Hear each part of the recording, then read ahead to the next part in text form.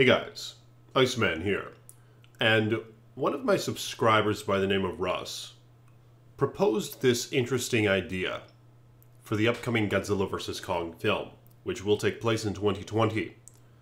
And by the way, it's been speculated on that there might be some sort of Kong reference in Godzilla King of the Monsters. So who's to say, man? We might get some interesting scene with Kong at the end of the film. But I suppose time will tell. But check this out.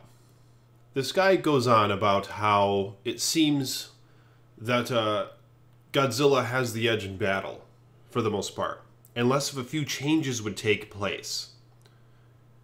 And he says here, Godzilla outclasses Kong in many aspects. Many fans say that Kong will be 2/3 the size of Godzilla, or he's going to be exactly the same size. But even if he is going to be the same size, in the truth, it still won't be fair. Mainly because Godzilla has too many damn abilities. In this guy's opinion, the only way Kong will stand a chance is if he's going to have a few powers or characteristics added to his being. And check this out. Number one would be the fact that Kong could be larger than Godzilla. Yeah, in the Monsterverse, Godzilla's about 350 feet tall.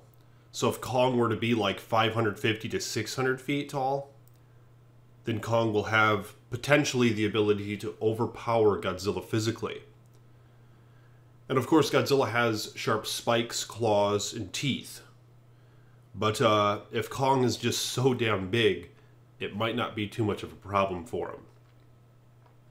And of course, the factor remains, will Kong be resistant at all to Godzilla's atomic breath?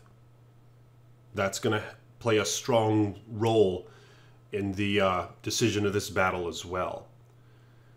Now, Kong will also have two other things going for him. He will have some freaking strong-ass punches, if he's a big-ass monkey like this. And he's going to have huge arms compared to Godzilla's, to where perhaps Kong could easily break Godzilla's arms, perhaps break his tail, and even maybe snap his damn neck. Wow. But yeah, this guy goes on to go about how Godzilla has defeated larger monsters in the past, such as Biollante, Destroya, and King Ghidorah. But Kong has 4 things that none of these kaiju have, which is intelligence, strength, speed, and agility.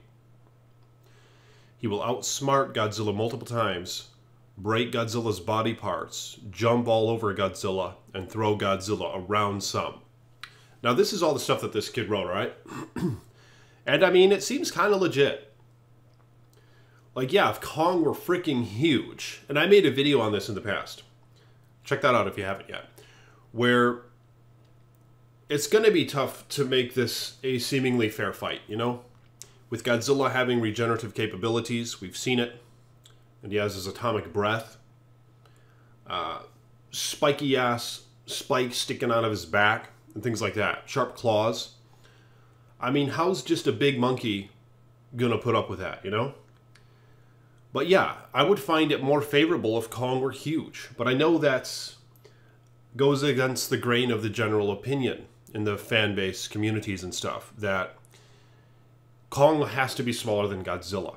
And I think people like it that way because traditionally that's how it's been. But again, it doesn't really make much sense. But of course, there could be other things about Kong that give him the edge. And this kid goes on about that here.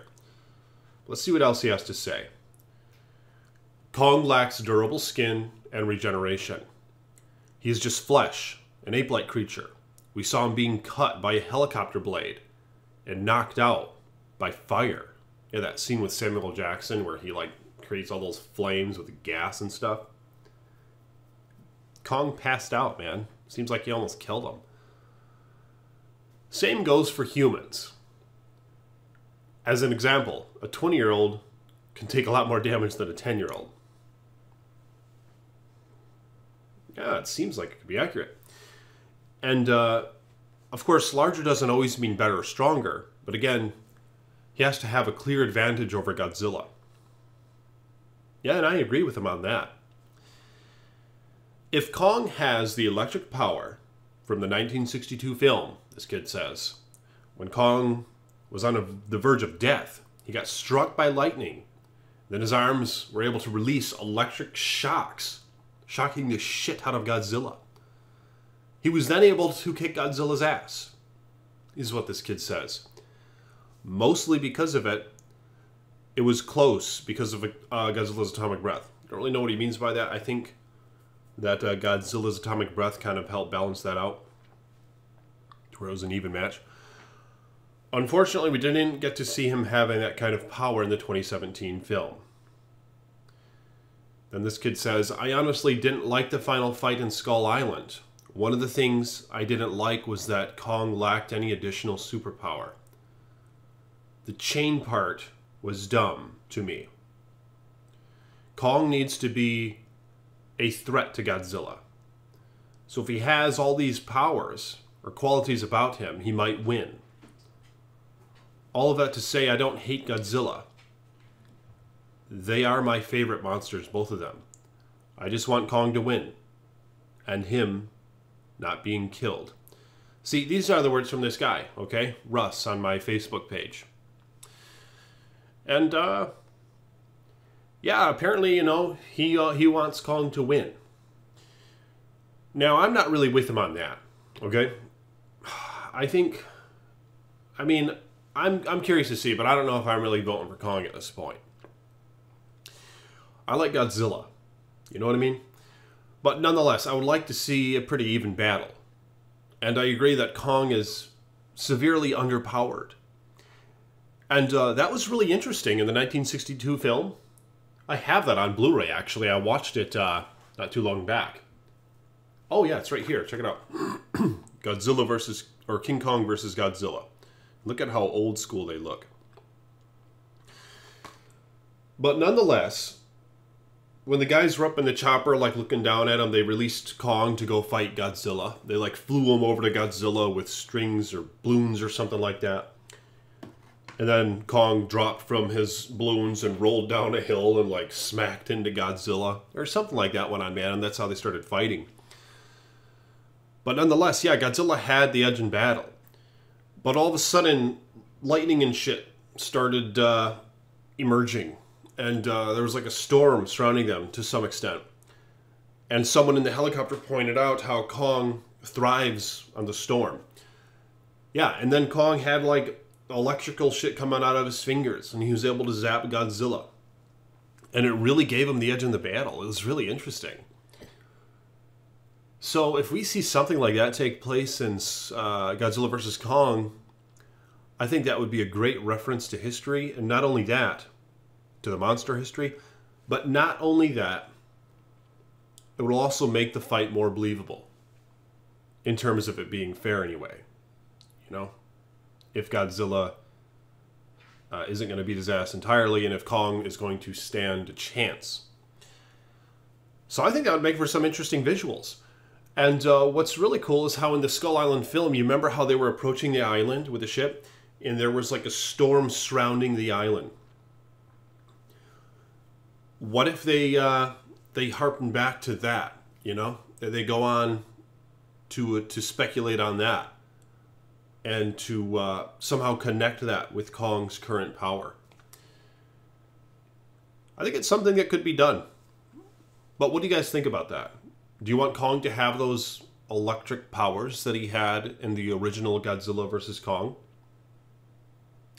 Or what sort of traits do you think Kong needs in order to make him more competitive, to be able to perhaps stand a chance against Godzilla?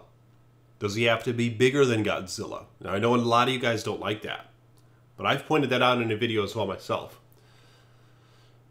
But there could be other things about him, but I don't know. Let me know in the comments your thoughts on all this. And I appreciate, Russ, you sharing this on my Facebook page, man. And Russell also became a patron of mine. Yeah, it's really cool. So if you guys want to become a patron, click the link in the description below, and you can help support this channel. So I appreciate you guys watching and commenting. Let me know your thoughts on the matter. And yeah, let me know, what do you think Kong needs in terms of his traits and abilities to make him more of a competitor with Godzilla? Comment below and like the video.